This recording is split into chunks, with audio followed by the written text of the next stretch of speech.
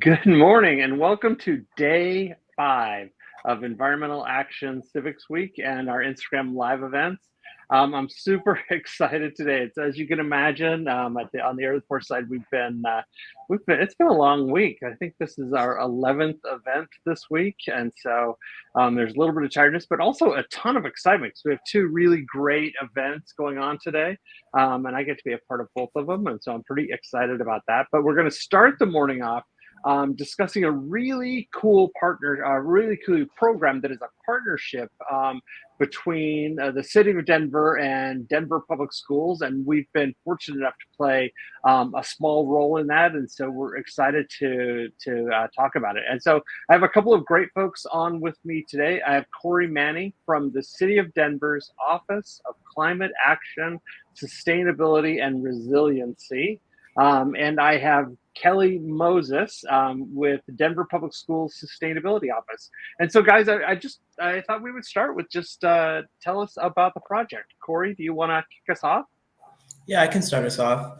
I'll give a little background about our office because we're still a little bit new. So on about November 3rd of 2020, Denver passed a bill that would levy a sales tax of 0.25% that created the Climate Protection Fund.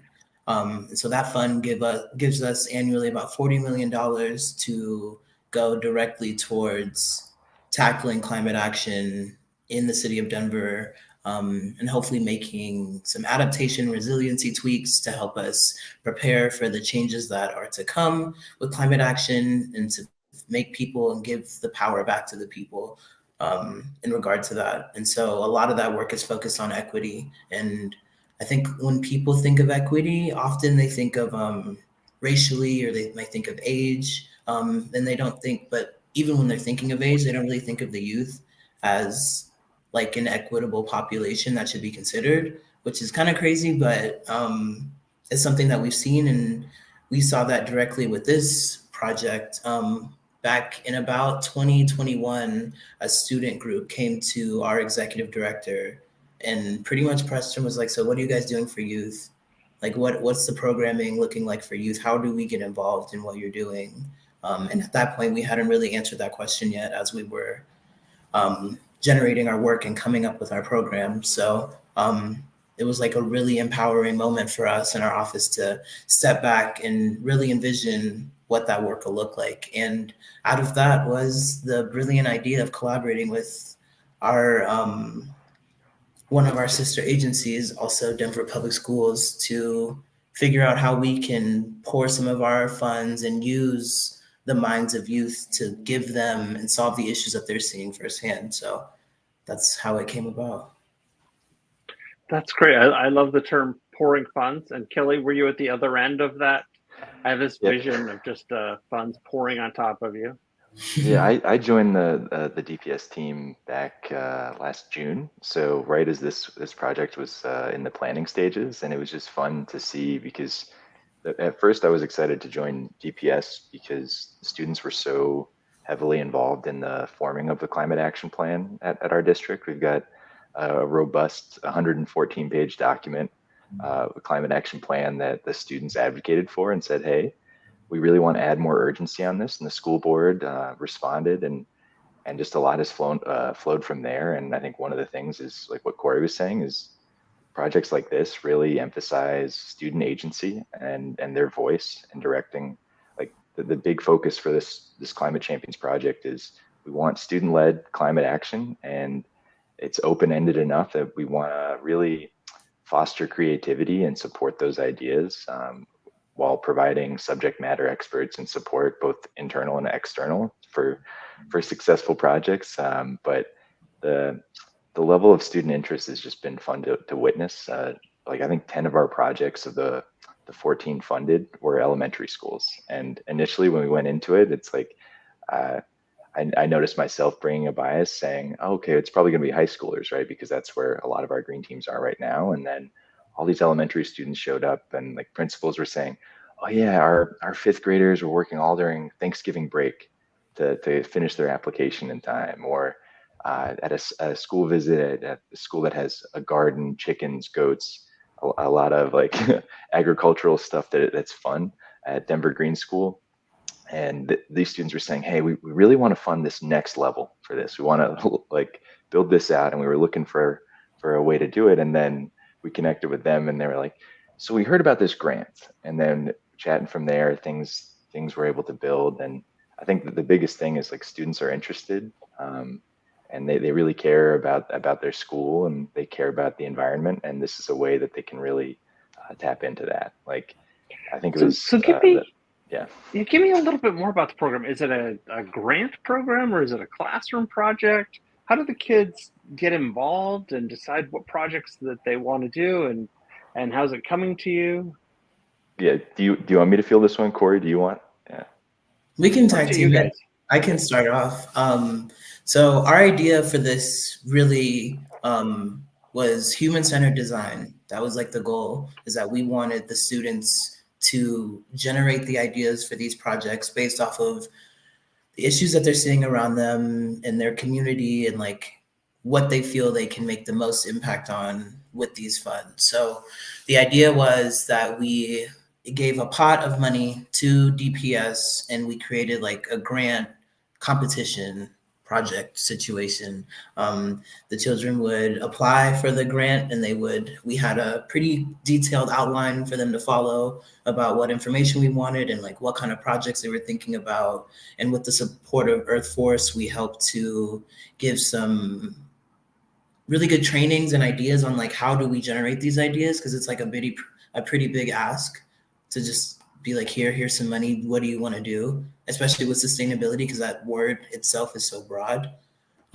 So our goal really was to help to support the generation of the ideas, but for the ideas to completely flow from the students. So after they applied for the grants, we then went through and we selected some of the ones that we thought could have the most impact over this amount of time. And after that, yeah, they got started and we're just providing ongoing support as they're going. And then to add on to that, I think Vince, you're saying like, does this live in just in the classroom, or what do these projects look like? That was part of how we built the application, was to say, hey, we want a project summary, a budget summary, because we want to know, yeah, what do you need and how can we support? And projects could request up to 25,000, and as low as 1,000. Some projects requested a little, but a lot of good collaboration came from that. Other ones said, hey, this is a loftier goal that we need more funds for, and we were able to support that. And then, so yeah, the project summary, budget summary, and then the collaboration summary. And this is the piece that we didn't want it to just live in the classroom or in a vacuum. We wanted this to be true project-based learning. And so part of that was really finding a problem of practice that you wanted to focus on in your project. And so really, like, we had some schools that said, hey, this sounds really exciting, we're interested. And they had an initial idea going in. And then when they surveyed the students said, hey, actually, we really care about this. We really care about gardening and food and where it comes from. And so they said, hey, let's follow that lead. And they said, we want to invest in programming so students can learn more about gardening and how to grow their own food at the school. And so these different things and then from that, connecting that food that they grow to the cafeteria, to the community. So all this interconnection. Or we had another project and they said, hey, we already have really strong gardens. We got a lot of good things going. How can we even level that up further? And they sent 25 students to the Manners conference in Chicago. And Manners is Minorities in Agriculture, Natural Resources, and Related Science. So there are high schoolers there are PhDs there are like longtime professionals there. But this is something that is pretty impactful for both the networking piece and just kind of like learning a lot that they can bring back to their school. And this is something that the students get to look forward to throughout the year. So it really leveled up their club. And their assistant principal, who's the staff support for their project, was just saying that this funding was life-changing, and that these students have really honed a sense of empathy and caring for their community that's rare. And it's fun to see, or some things where it looks like we have like our summary of what the projects are about, and it lists one aspect of the main focus of the project, but so much has stemmed from that like a large portion of these grantees were schools that didn't have green teams at the beginning of the year. But just the idea of the program and applying for it was enough to start a green team and build from there. And like we had one school and they said, hey, we really want to have like elementary schools have a lot of like parties, whether it's a holiday party or some sort of celebration, and that can generate a lot of waste in the classroom for single use dishware and plastics. And they said, we really want to improve that. We want a dishwasher that we can use for washing those things and then have reusable dishware. And it looks like, okay, that's awesome. But it really undersells what they've done. They started a green team for elementary students. It's bilingual. So like if like going to a site visit for that and just saying like, well, this is amazing that they're learning about like recycling, composting, all these other things in both English and Spanish. And then that connects with their school garden that they've had before, but there's now more collaboration. And they're going to every classroom and they're saying, hey, these are what best practices look like for recycling and composting, and kind of surveying before, surveying after, and just making it a whole school community event and process. Oh, I can't hear you right now. Looks like you're muted. I am. I never mute myself. I said I love the stuff that you're doing. I love the intensity of the youth voice and such that's going in there. And that's, as you guys know that, well, at least Kelly, as you probably know, that's not very common in education to integrate a lot of youth voice, or it's maybe becoming more common. But Cory, why is the city of Denver investing in youth voice, right? Why would the city want to hear from the young people that are there? And I get this kind of question all the time from people. So what's in it for you getting kids out and saying what they want? What's in it for us is the fact that these kids are our future. There is no Denver without the youth residents that are here. And we have a really unique opportunity right now where youth as young as elementary school have access to information that they've never had before. And because of that, they have a drive that a lot of generations have not seen. And so there is like a way to maximize impact for our mission and our goal to make this like a clean, resilient Denver by interacting with kids who have ideas that are like out of this world for their age, that like inspire the adults. It like truly is the foundation of like diffusing the behavior change that we need in the city. It starts with the youth, because like how many times have you heard something that like inspires the youth in your life and they like have an excitement that you haven't felt in a while about anything, and they go and they share that with their community? That kind of thing drives true behavior change. And the city recognizes that, and the city like recognizes giving people the power that they need to take it and run with it in ways that we can't. There are certain things in the community that we can't move because, there's levels of distrust, there's history, there's all these things. And so breaking down those silos is the true way that we see as like moving that forward, and youth is a critical part of that. And that is an interesting point you make about breaking down distrust. And what I'm getting from that, I just want to make sure I'm getting this right, is that part of the city's commitment is that participation, getting people to be involved in the civic life, is helping you break down distrust between the government and members of the community. Is that the idea that you're working on? Absolutely. Yeah. We when people think of government on any level, they think of like rules coming down on them from people that they aren't like seeing, that aren't like living with them, amongst them. But that's like, we're all Denver residents, and like everything that we do needs to be driven from like the lives that all of us are living, and not just the few of us that are like actually implementing policy and programs. So, yeah. Wow, you're pulling a page right out of the Participatory Democracy Handbook, which which I love, having read that handbook many millions of times. So, Kelly, kind of a similar question to you guys. So, it would seem, and I've certainly worked with school systems where, the sustainability department is like, we're going to implement the following, priorities. And whether you like them or not, these are the priorities we've set at the district level so that we can meet our energy goals or whatever that might be. But this program kind of turns that on its head a little bit, right? And it says, hey, what are the sustainability priorities for your school? And asks the consumer, even, if you think of students in that way, it asks the end client, what do you want out of this? And it sounds like the answers you're getting back are different than the answers you thought, or the answers you were perhaps primed for.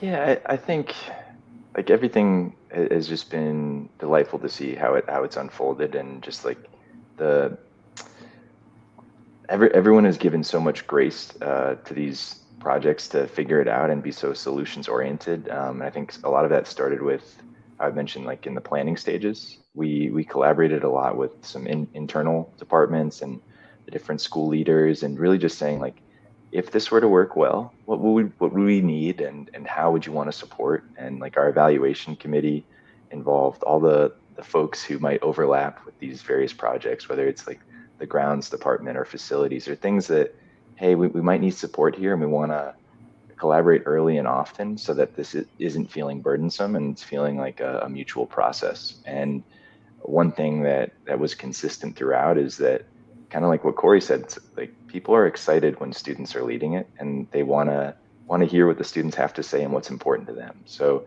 that has been a common thread, is that everyone's showing up saying, hey, can we get even more student participation? We want to support these students in like certain aspects of the application process. They're saying, hey, if they ever want to call, if they want to email, we'll answer any questions. We realize it might not be smooth at first. These are students, they're learning and growing, and we want to help them develop that skill too. And I think that what you were saying is like sometimes the sustainability department at different organizations or schools can kind of be siloed, and it might be one way in the communication. And this was something that we wanted to avoid, that, and really say like, hey, the students are calling for this, and some of this stuff that we're going to need support, and this is what they'll need, this is what we'll need, and how would you like to fit in a way that you have capacity to do so. And like consistently throughout, all these departments have collaborated in a way that they're showing up for students. And even just like from the cohort of our initial group, it's like we have, I think, one group where the adult support is parents. We've got another one where it's a principal or an AP. We have one that exists in the after school setting, because Denver has free after school programming called Discovery Link. And that one was interesting just to see like, what can this look like to create change for the school as a whole, but working during the after school sessions. So that's been fun too. Or another one is a collaboration with a staff member who works at different schools in one area. And so they have like a whole team of schools working together on this initiative. And it's been fun to see that like we said, hey, we don't want this to live just in the classroom. We don't want this just to be exciting for those in the sustainability space. We want this to feel like it's a community priority and community action. And all of that stems from students saying, hey, we care about this. Come along for the ride.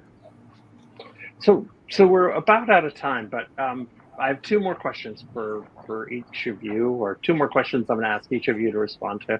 The first one is just really quickly, what is the one piece of advice that you would give people in your shoes who wanted to do this kind of work, right? Who are taking this on? And I recognize, I think that this is kind of paradigm shifting for some folks, right? So what's the one piece of advice? And Cory, we'll start with you. What's that one piece of advice that you would give folks? If I had to give people one piece of advice, it would probably be to trust the youth in knowing the issues that they're experiencing, and like let them lead, because they're a lot more capable than you might think they are. I've been pleasantly surprised with the amount of drive that I've seen these students have to like accomplish their goals, and also just get people involved, get their communities involved. So I say just like have trust and like what this could look like. And like if it fails, that's okay. Great. Kelly, what about you? What's your one piece of advice?